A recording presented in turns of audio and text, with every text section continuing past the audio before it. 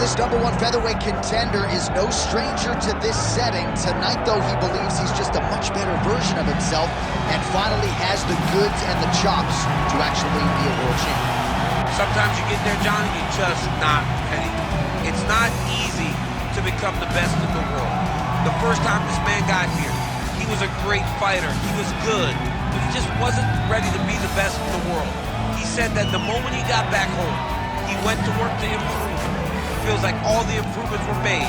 And tonight, he is the best featherweight the UFC has. And it does seem as though we have taken two-way action on this fight, but a lot of people believe in the challenger. And I'm not just talking about his coaches. We'll see how it goes tonight.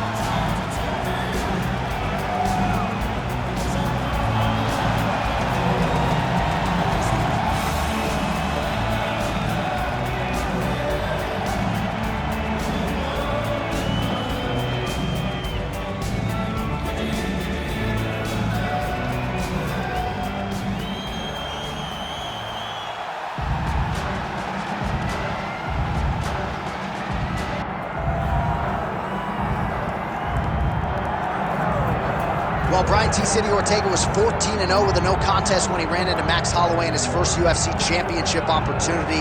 That night didn't go his way, but a lot of people think he has all the skills and all the makeup to eventually get that belt around his waist. You don't lose, you get an opportunity to get better, and that's what Brian Ortega has to do after he lost that fight to Max Holloway.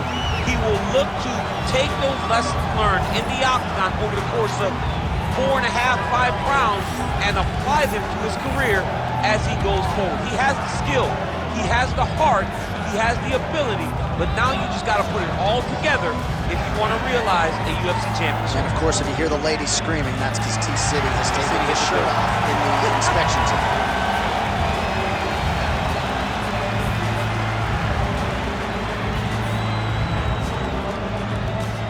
Our tale of the tape for this featherweight championship fight. Now for the official introductions, the veteran voice of the Octagon, Bruce Buffer. Ladies and gentlemen, this is the main event of the evening.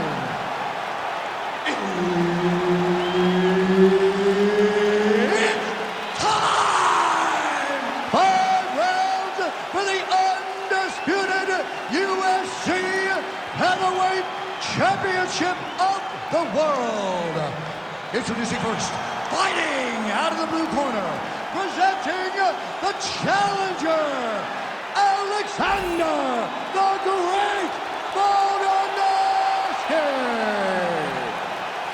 And now introducing the champion, fighting out of the red corner, presenting the reigning, defending, undisputed UFC Featherweight Champion of the world, Brian T. City Ortega!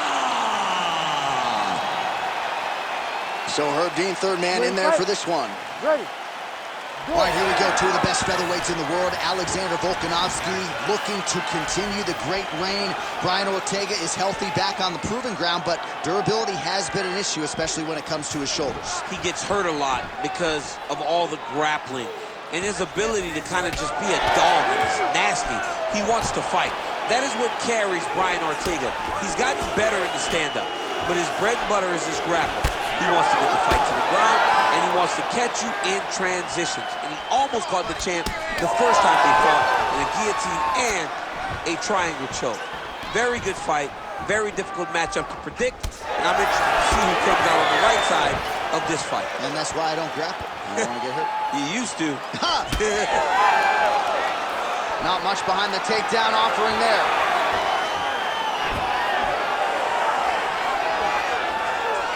Nice shot there by the champ. Oh, is that a big knee to the body? We'll see if he can follow up. I mean, you land one, I land one. What a start. 2 minutes have gone by. Swing and a big miss by Volkanovski.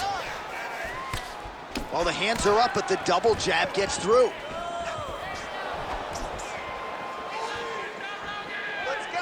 Oh, nice jab by Volkanovski. He's got to start kicking the body, kicking the head. He's just got to start kicking. Shooting for the takedown here.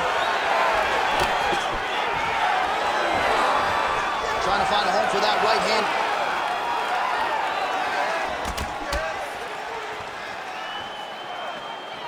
Oh, this is trouble for Volkanovski. He's hurting him bad, man. That right hook is nasty. Oh, nice elbow.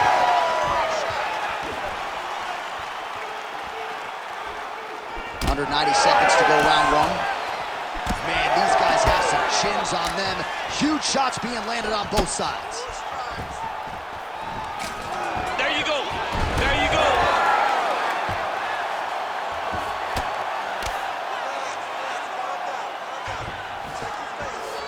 Under a minute to go in our opening round. Ortega's in half guard, making all these shots count. Let's go! Get him off you! Get him off! Side control now.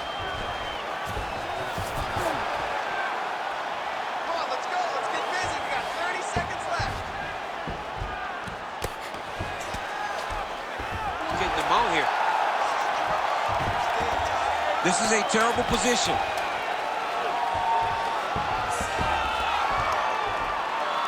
Round two next.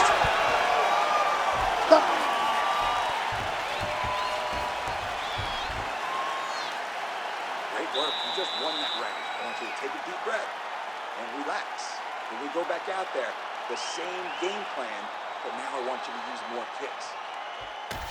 Well, what a round it was, especially from a striking standpoint. DC, take us through. High-level striking. I mean, this is what people come through the doors to see. Two men stand on a quarter, chest to chest, forehead to forehead, and let it all fly. I'm surprised nobody went out, but it does excite me for the next round. Well, round one, a tough act to follow. Ready, now we fight. get to our second round. Ready. Brian Ortega versus Alexander Volkanovski. Oh, nice left hook there from Volkanovski. Volkanovski is such a phenomenal fighter. I believe his confidence is what truly carries him to be so spectacular, to be so successful. He believes with every part of himself that he is the absolute best fighter in the world. Ortega gets hit with that hook. That one had some pop behind it. If this guy doesn't move his head, his night is about to end. Oh, nice slip there to avoid the punch by Ortega. Beautiful jab there by the champ. You be first! You be first! Keeps going back to that jab, keeps throwing that jab, but unable to land. Use your footwork! So 39 total strikes have landed for Alexander Volkanovski. And in terms of the connection rate, the accuracy of the strikes, 35% against Brian Ortega. 3 minutes. Perfect execution as he gets the single leg takedown. Oh, great head movement there, slips his head off the center line, and defensively, that's exactly what you're looking for. It's almost like he can telegraph when the punch is coming, and when he sees it, he just makes a slight little movement, right or left, to get out of the way and avoid those shots. Well, he was a little bit lackluster in round one. You can't say the same here in this second round. He has really picked up the pace, an uptick in the aggression and the output, and starting to find his range here in the pocket. Well, if it's not broken, don't fix it. And that relationship between Brian Ortega and James Lurson is as strong as a coach-fighter relationship as we have in MMA. Nice job in the boxing realm by Ortega here tonight. Oh, that's a brutal cut on his nose there. He is bleeding. Oh!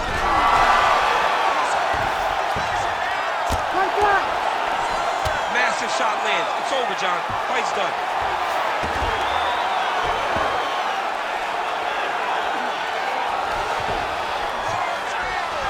All right, he's trying to control posture here. Now trying to hip escape. He's just trying to move out of this position off the bottom.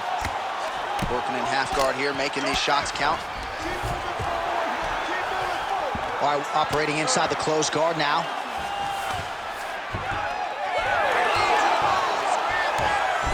Gonna try to take his opponents back here, and he does.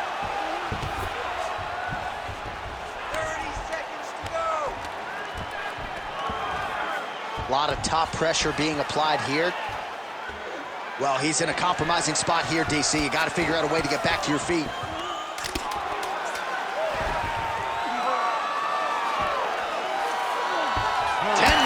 In the books. All right, so there's the end of the round. Big story in this one now. The cut on the bridge of that nose from that strike. The cut man is in there. Should be able to shut this one and potentially prevent it from being a factor here moving forward. All right, let us get you some replays from that previous round. His nose is significantly damaged after his opponent's handiwork in that previous frame. It's smashed. It's smashed, John, and you see the cut on it. You see the bruising. It's bad now. But in a couple days, it'll be much worse. Yeah. Because that's when you get the black eyes and you start to look like a freaking penguin. The guy is taking too many shots with his head. He's not doing a great job of moving his head off the center line. If he wants to win this fight, he has got to be smarter in his approach. And he is toughness personified, but you got to think that that nose, in terms of his breathing pattern, is going to start to give him issues as this fight presses on. All right, well, that blow is buffeting from that cut with each strike landed, and he continues to effectively target that area. You know, we are talking about a guy with a super high fight IQ. So when you give him that blood, that crimson red is nothing more than something that inspires him to continue doing what he's doing. So you have got to change something. You got to get your head moving so you're not taking too much damage to that cut. Ortega. Oh, man! He's hurt bad.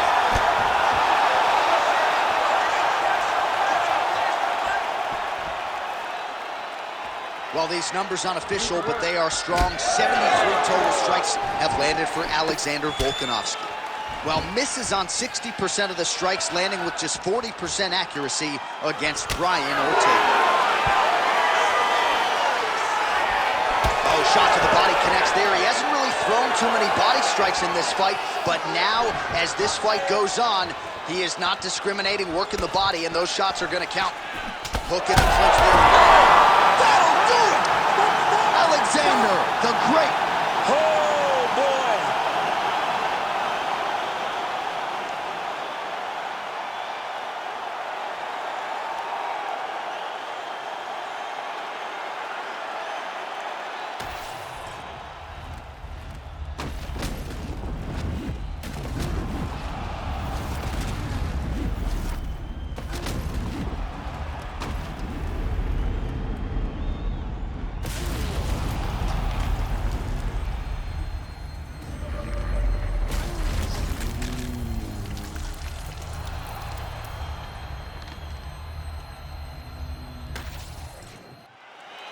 Bruce Buffer has your decision.